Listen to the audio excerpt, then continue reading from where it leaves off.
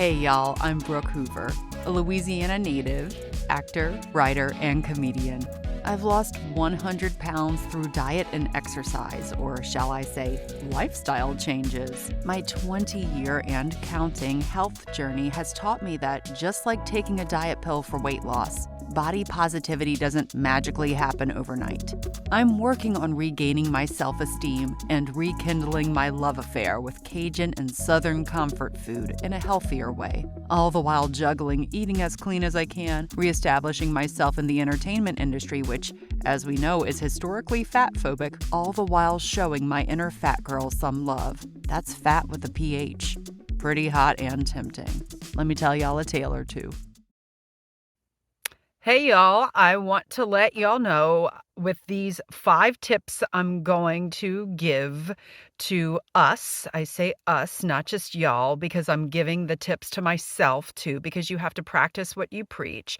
I'm coming from a place of I am a work in progress. This is what I'm currently working on, or this is what I've done, or I'm doing on my health journey, not from a place of I'm a doctor or I'm an expert. I just wanted to make that clear. I'm not like for Surgeon General legal warnings. Well, yeah, a little bit for that, but mainly because I want to let y'all know I'm not coming from a place of perfection, that this is what I do every day, so y'all must do it. No, I'm not saying that at all. These are just 5 little health tips I've either heard recently or age-old health tips, or that I've done over and over again, or that I need to reinforce myself in some shape or form of combination thereof in the past holiday seasons, and not just holiday seasons, but throughout life. And I thought maybe y'all might want to join in with me. So the first tip, get some sleep. Everybody, say no to partying late, get home early, embrace the Irish goodbye, which if you don't know what an Irish goodbye is, it's like when it's time to go, just go. So my boyfriend Harry once pointed out that at parties, I'd take about like 30 minutes to wrap it up. And I think it's because I feel guilty leaving, when in all honesty, people are probably too turned up or too involved in their own partying to remember if my goodbye was Irish or British or Cajun for that matter. And on that note, in general, don't feel bad turning down commitments or a party, etc. I personally have never really had FOMO, which is fear of missing out. I've had more like FOMOOS, which is Greek for fear of missing out on sleep, FOMOOS. And I think the world, at least the American peoples during the holiday season at least, would be a much less cranky place if we all just kind of followed that rule. So pick the commitments that you're invited to or that you are choosing to engage in, like Marie Kondo style. Which one really brings you joy?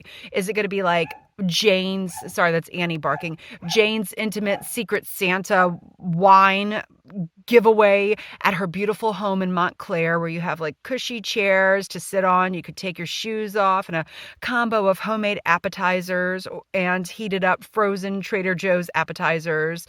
Or as opposed to the crowded Midtown sports bar party that's supposed to be like a Toys for Tots fundraiser, but really it's just an overcrowded, overly loud bunch of humping and heaving in the bathroom.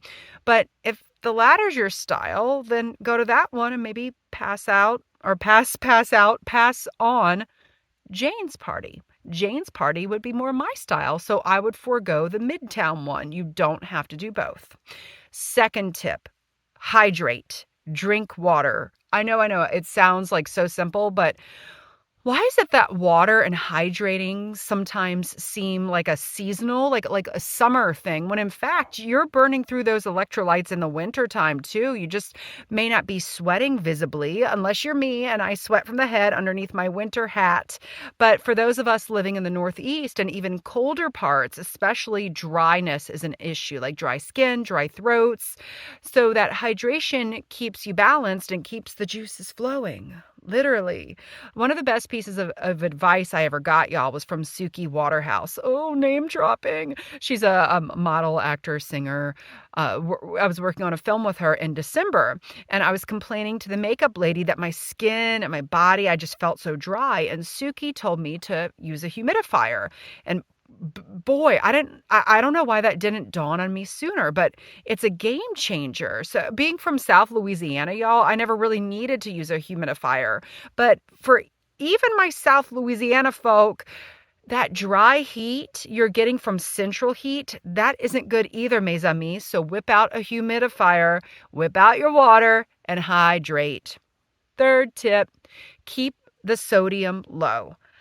I personally have to watch out for high blood pressure, y'all. And thanks to my friend Martha, I have learned that pink Himalayan salt doesn't have the same negative effects on blood pressure that regular table salt or especially added salts in the form of preservatives and packaged goods does. But I can feel in my body when I've had too much salt or sodium, like on set and at restaurants and at parties, including and especially including those Trader Joe's appetizers at Jane's soiree that I just mentioned.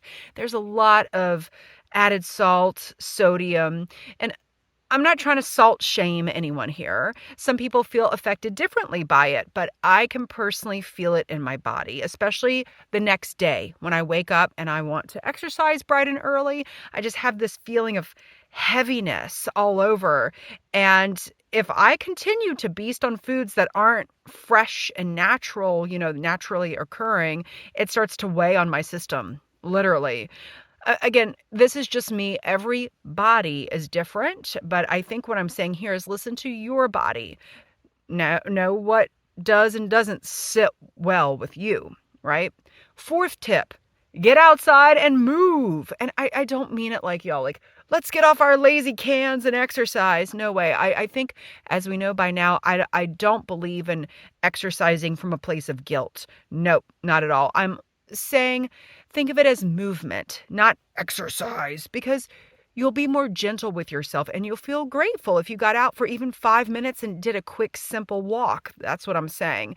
It's best to see the sunshine, especially in these winter months, ideally before 10 a.m. to really set up those circadian rhythms and to sleep better at night. And in the wintertime, we all tend to get a bit more internal and we want to stay inside. But y'all, even if you're in a cold weather area like I am, layer up and get outside. And I'm not saying go run a marathon in short shorts outside. No way. That actually may be much more detrimental to your body, to your heart, if you do something like that. But do something gentle. Listen to your body. And also don't forget to stretch when you get home and inside and into the warmth. And I personally am making a point to do yin yoga or like long, deep stretches at least once a week, usually on Sunday evenings to really relax, reset, get into the flow. And my good friend Amy Fulgham, she did a yoga series of yin yoga for the chakras, for the 7 chakras on a Sunday evening on Zoom this time last year. And it was just really wonderful. So maybe use Sunday evenings as your stretch and reflect time. I mean, that's what I'm going to do at least. And the 5th tip, stop saying holiday food is bad for you. Like, oh, those Christmas cookies or, oh, those latkes, like they're so bad for me. Just stop it. There are several foods throughout the year that are equally bad for us. There are several foods throughout the year and throughout the holiday season that are good for us. Let's not label good, bad, good, bad. Some are healthier, some are not as healthy, but let's get this judgmental thing out the door. Just because it's a holiday food doesn't make it any worse. It just tends to be that there are more abundant opportunities to beast on foods that do tend to have more sugar, carbs, and salt. But food is also arguably, and in many cases, especially if you don't like your family, Hallmark movies, or Mariah Carey, the most enjoyable part of the holiday season. So, how do you feed yourself well, literally and figuratively? How do you feed your head with positive thoughts about food while also not eating 50 pieces of gold brick fudge? For me, because I have polycystic ovarian syndrome, it's focusing on the fact that certain foods or an abundance of certain foods in my body aren't great for my system in the moment or over accumulation of time. I think why we tend to binge or have the urge to overindulge in the holiday foods is because we have made them forbidden. And hence, yes, this calls for a hence.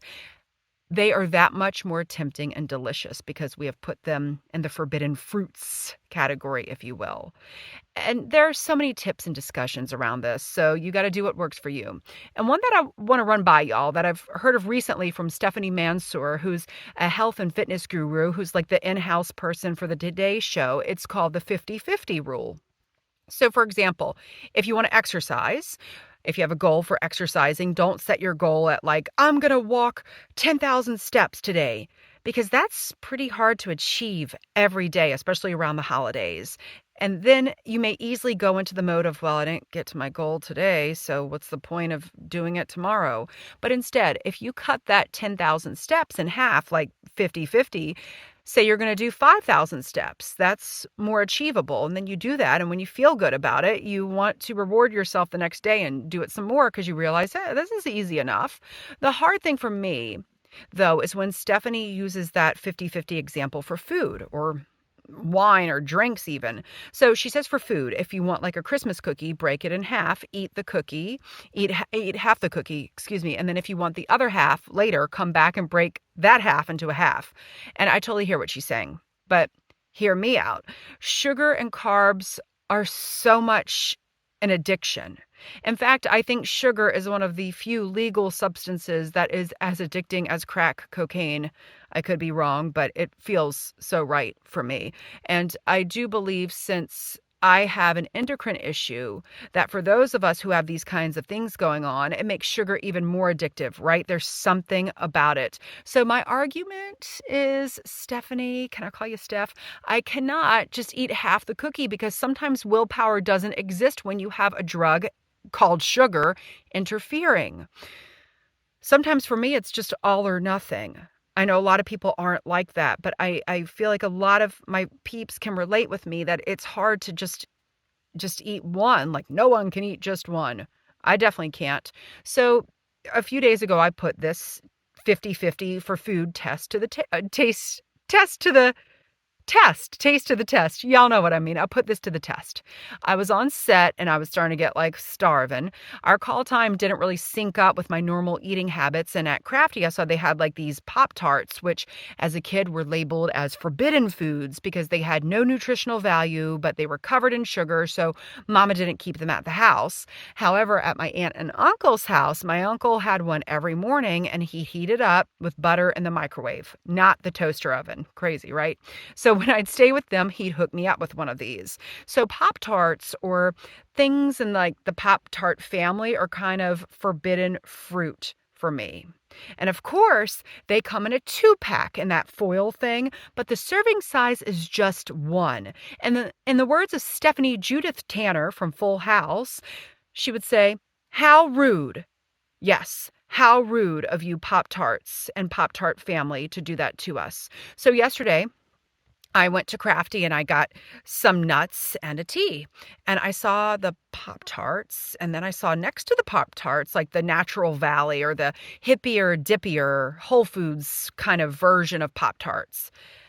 And as I sat in my car with the tea that I got and the nuts, I started to obsessively think about the hippy dippy Pop-Tarts. I really didn't want to get them because they come in the 2-pack, right? So I would be tempted to finish the whole thing off. It's not like it's a resealable kind of foil wrapper. But then I said, okay, let me put Stephanie Mansour's 50-50 rule to the test. I'm going to have just one. But I really didn't think I could do it. So I went and got the Hippy Dippy Pop-Tarts, the apple cinnamon flavor, went back to my car, and I dove in, eating the crusticle part first and then the filling part second. Of course, that's what I do, at least.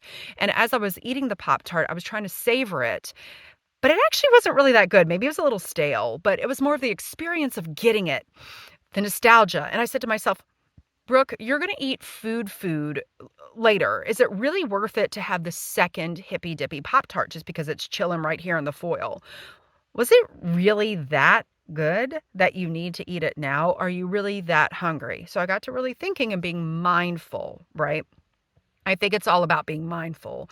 I think that's what the 50-50 rule is supposed to do for us. And y'all, even still, 10 hours later, including on my ride home back to Jersey, I did not want that Pop-Tart. I guess Stephanie Mansour was right about the 50-50 rule, but y'all, I'm not going to lie. Like, that hippy dippy Pop-Tart is chilling to my left in the fridge right now. And the idea of popping it in the microwave like my uncle did with butter back in the 80s sure is tempting. And you know what?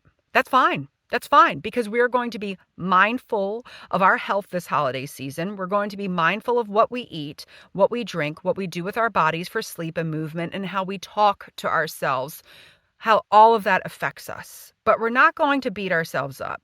Being mindful is the first step. But now, if y'all don't mind, that hippy dippy apple cinnamon Pop-Tart, actually, not the whole thing, half of it, I'm going to break it into half, is calling my name. Thanks so much for listening, y'all. It is my hope to inspire, uplift, and entertain you with this Who's Dat Fat Girl podcast. So, if you're hungry for more, you can book me to speak or perform my solo show that inspired this podcast, Fat Girl Costumes, written by yours truly and directed by Brian Lady at your virtual or in-person event.